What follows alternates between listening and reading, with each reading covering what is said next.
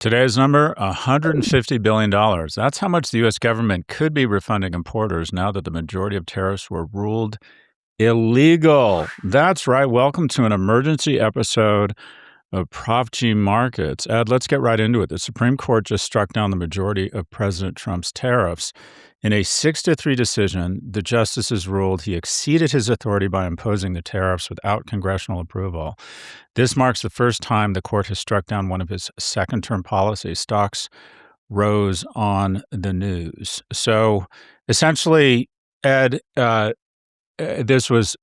these tariffs were implemented under sort of an unusual rule, the International Emergency Economic Powers Act, that's usually only deployed during 9/11 or imminent war or some sort of extraordinary action. And the Supreme Court said, no, you really don't have the authority to do this without Congress's approval. So it feels like a big deal. What are your initial thoughts, Ed?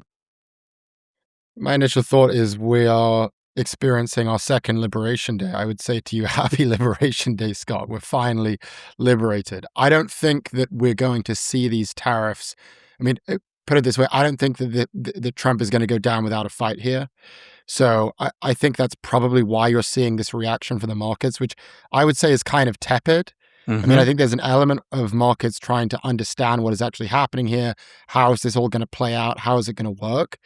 But I think there's another side to this, which is this actually going to mean that tariffs are going to disappear suddenly? And I think the answer to that question is probably not. But, I think this is a good moment for the Supreme Court. I'm glad that they had the spine here because it's true. We're not in an economic emergency right now. And that was the card that Trump played, to have these powers that are more like the powers of a king. And so I think what the Supreme Court has said here is, no, this is power that resides with Congress. If you're going to implement a tax on the American people, which is what this is, despite whatever Trump will say about it, if you're going to do that, you need to get congressional approval. And that's not something he did. So basically they're saying, put it to Congress. And then the question will be, will Congress be down for this? I think the answer is going to be no, but we will see. What are your initial reactions? In a weird way, I think this sort of benefits Trump in the short term because it's an elegant off-ramp. You can say, I tried, it made sense, but the Supreme Court overruled me. And I do believe, I was shocked the markets weren't up more. I mean, there's certain sectors that were especially, the tariff losers have spiked, right? Elf Beauty's up 2%, Restoration Hardware is up 9%, Crocs up more than 4%, Stanley Black & Decker 3%, Williams-Sonoma up 4%. The companies that got especially hard because of tariffs, because they bring in, we don't manufacture a lot of furniture anymore inside of the U.S. So in the short run, I actually think he might be a winner here because I think the economy in the short run will get a boost here. If you look at what effectively has happened, about 15% of our GDP is imports. And then loosely speaking, the average tariff is 20%. So that's a 3% hit to GDP, if you will. But some of those companies managed to wiggle out of them. So call it 2%. But that 2% was nothing but really just taking money in the street and burning it. It wasn't money being invested for growth. It was money that we were paying the government and that reduced consumer or increased pricing for domestic consumers, and then likely increased or decreased the market for our goods overseas because there's going to be some form of a reciprocal tariff. Now, the medium and long-term damage has already been done here. This is essentially, you're seeing Canada leading the way around creating new trading zones and Europe doing deals with Mercosur. Everyone's, for the first time, ponying up, not the first time, but a lot of Western nations are much more open to doing trade deals with China. You never hear the term Uyghurs anymore, right? It's not, everyone's like, okay, we can no longer afford to be socially conscious with imprisoned Uyghurs. We can't trust America. They've gone batshit crazy, so we're going to start different, rerouting our supply chain. So in the short run, I actually think it might be beneficial for the president because I do think the stock market and the economy are going to register an uptick. But the damage has been done here. The lack of trust, the inconsistency, the general notion that, okay, we have to build our own weapons and we have to develop our own trading alliances. I mean, Canada is just not going to, regardless of this decision, Canada is going to try and diversify away from this very scary number, and that number is 75, and that is 75% of their exports coming to the U.S. And they're going to say, we can't make ourselves as vulnerable again.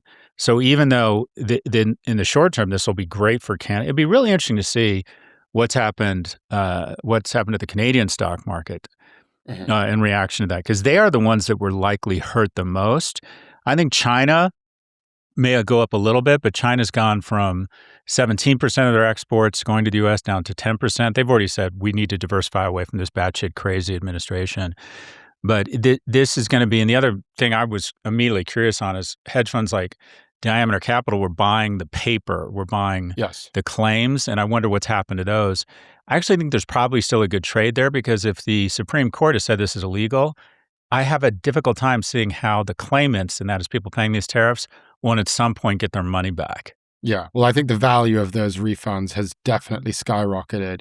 And this was something that we said was probably a good trade a few months ago.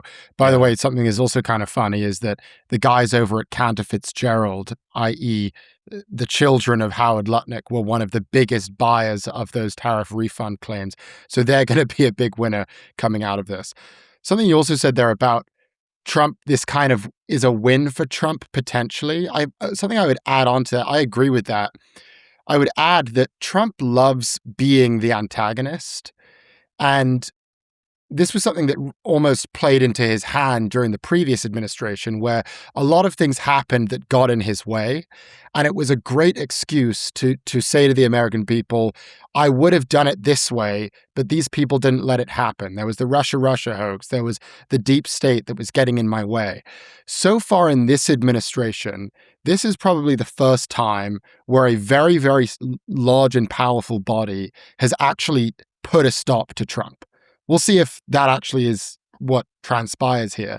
But this is the first time where someone with a lot of power said, no, we're not going to let you do it your way, which in an interesting, ironic way might actually be a benefit to Trump, because again, he loves this positioning. He loves being in the place where he says, they wanted to stop me. We tried to do what we could, and the elites, the economists, the experts, the expert class, they said, no, we're not going to do it that way.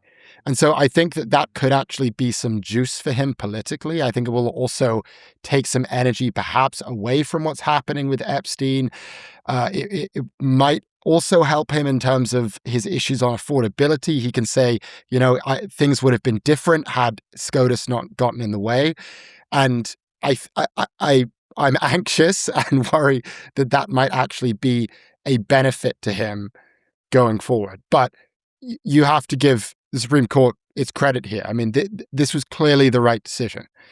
This is not a power that is supposed to be in the hands of one person. I mean, even in the court rulings, they were quoting the founding fathers constantly. I mean, one of my favorite quotes was from James Madison. I forget the quote exactly, but he said something to the effect of, the power of the purse is a power that lies with Congress.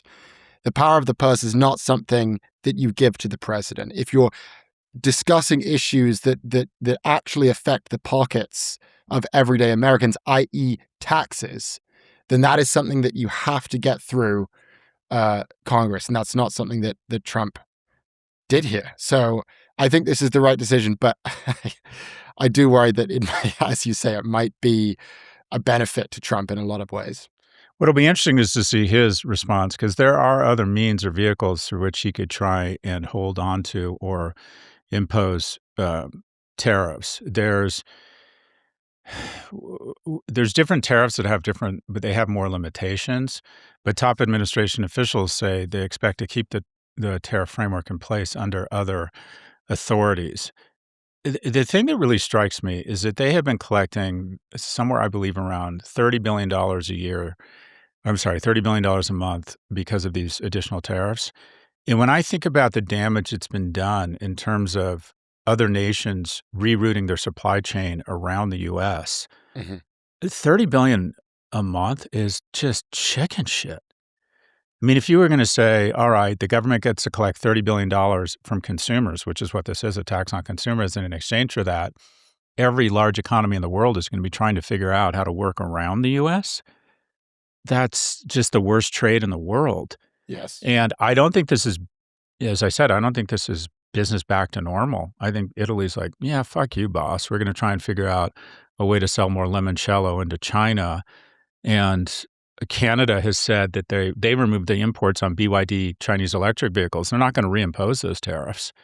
So this has been, again, short term, I think this is an off ramp for Trump. I'll be very curious if his administration says we're going to try and impose these tariffs and maintain them through different legislative frameworks, or if he says, "Well, we tried," and if the markets start ripping tomorrow, I think he's probably going to say, "Well, I tried; it was the right decision, but the Supreme Court, they're fucking idiots, and okay, we'll find other means," and he just lets them kind of melt back to where it is. You think he'd just give the tariff revenue back? I kind of think it's. I mean, he hates losing so much. He has to be the winner, and I kind of think the idea of, okay, like, you win, I'll give you guys back the tariff revenue that he's been boasting about for a long time now. That to me seems like something that he's never going to be willing to do. He's going to have to win this in some way. Yeah, but if he's out of office, if the Supreme Court has ruled that these things are illegal, then I mean, I think you're going to see in the next couple of days a lot of companies who've been paying millions, tens of millions, or hundreds of thousands of dollars. They'll file suits saying, "We want our money back, Yes. and we want it back with interest." And if there's a Supreme Court ruling saying that these tariffs were illegal, they've got a pretty good case in court. And also, what they might decide is to file these claims and just wait the guy out, because these court cases can take a while. So it strikes me. I mean, I would really love to know what has happened in the market for these There's those tariff claims. refunds. Yeah, but this is, and is it psychologically a turning point where the Supreme Court, or, I mean, effectively, Congress has become the Duma, and it is symbolic. Even Republican congressmen are resigning, saying, "This job fucking sucks. I'm not doing anything. I have no power. No one listens to me. No one in the White House is interested in meeting and talking about anything," because he just tells the Speaker of the House what to do, and the Speaker of the House, uses Congress like his bitch and ignores them, and doesn't even bring things to the floor. I mean, Mike Johnson is not the Speaker of the House. He's Trump's mouthpiece. He's Trump's acolyte. So it's just ridiculous that he claims to be representing the House of Representatives. I think even his own constituents, Republicans, are like, "Okay, bitch, you're not doing it. You don't speak for me. All you do is show up and try and run roughshod over me." So this is, to a certain extent, the big winner here is Congress, because what they've said is, effectively, the ruling is you have to get congressional approval. Congress is supposed to control the purse. They're supposed to be the ones that approve expenditures, or something like this, tariffs. They're supposed to be the ones that can say yay or nay, and that has been taken away from them. And what you've effectively seen, the minority party is sort of used to being ignored. But I think the folks who are really fed up here and probably are for this ruling are the Republicans in Congress, because one, they don't like tariffs. They tend to be more economic free markets. And two, this was an example that they weren't even consulted on. They've just run roughshod. So it'll be interesting to see what happens in the market in a couple of days. Really interesting to see what happens with these claims, whether they think that they're going to get this money back. And also, we're just going to find, I think, that people are going to say, "No, you've been abusing me, and you claim you've changed and you want me back. Fuck that. I'll be at my sister's. I'm taking the kids." Yeah. I think we're just going to see, again, a continued rerouting of supply chain around America. The damage has been done. And in a lot of ways, the biggest loser here is actually the consumer, because if these tariff refunds go through, they will be issued to the importers who have the receipts. They'll say, "Yes, we had to pay you this amount. We have the receipts here. Give us the money back." But the consumers, the American people, don't have those receipts. And as we've seen in all the studies, 90 to 95% of the tariff costs have been passed on to the consumer. So in a very ironic and kind of dark way, the people who are going to get their money back are the corporations, who were the ones who have those receipts with the federal government, but then who passed that money down onto the consumer, and it was the consumers who ended up having to pay the price. But are consumers going to get their money back? Are we going to have tariff refunds for the American people? I don't think so. We don't really have the receipts here. So I think that's going to be another sort of downfall for the American consumer here. And it's something that probably won't get enough attention because these are kind of complicated economic concepts. Yeah, but so to your point, it's unlikely Restoration Hardware is gonna send everyone a 20% refund if they on whatever they bought in the last 3 or 6 months, right? But the analysis so far shows that the average American household has been paying $1,300 more a year because of these tariffs. That should logically go away. If the tariffs go away and the sector is competitive enough where corporations can maintain their margins while lowering prices to consumers, theoretically, that $1,300 should go away. Now, Well, in the future, I mean, then right, they've already next year. paid it for the past year. No, I'm not. Again, I don't think they're going to get a refund, Yeah. but I think what you should see is you should see corporations can maintain their margins with lower prices because they're not paying those tariffs. What remains to be seen is how much more companies are going to have to pay structurally because uh, importers or our trading partners just aren't as willing or as excited to trade with us. That they're setting up different supply lines, or they don't want to integrate as tightly, whatever it might be. The free trade zone, if you will, has gone away. We've gone the other way. We have. What's interesting is that what the Trump tariffs did, they did accomplish their goal, and that was he wanted to, if you will, that the tariffs inspired tremendous globalization. Unfortunately, it was globalization for everybody but us. And that is Yeah. everyone, trade barriers are coming down. There's going to be more prosperity.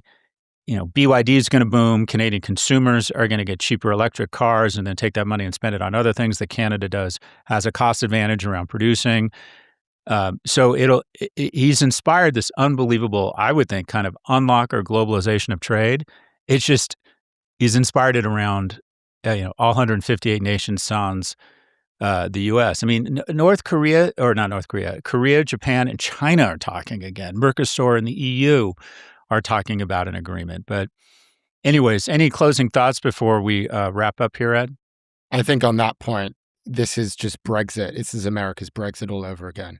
It's like, let's figure out a way. And you Those are said this fighting before. words. It is. I mean, let's figure out a way to make everyone hate us, to alienate all of our allies. And then while we do it, let's also fumble the ball and not even accomplish our main objective in the first place, make things more expensive for us at home, and then also ruin our relationships with everyone around the globe. And, I'm literally just got here in London. We've seen the effects on the UK. They haven't been good. I think the same thing's going to happen here. And I think it's exactly to your point. These tariffs didn't work for America. And at the same time, it was this double whammy of also pissing off all of our allies abroad, which will probably make things more expensive for Americans structurally. This isn't just something that's going to exist in a vacuum. The damage has already been done. We've already ruined our relationships with a lot of these countries. They're already sick of us. Yeah, I think this is going to be a problem for a long time. Our entry into Iraq, these tariffs. I'm trying to think what the other own goals What are the have been. distractions? What other? I mean, what's next here? Anyways, Ed, good to see you in London. Good to see you. Safe travels, and this has been another hot take from Prof G Markets. Thanks, everybody.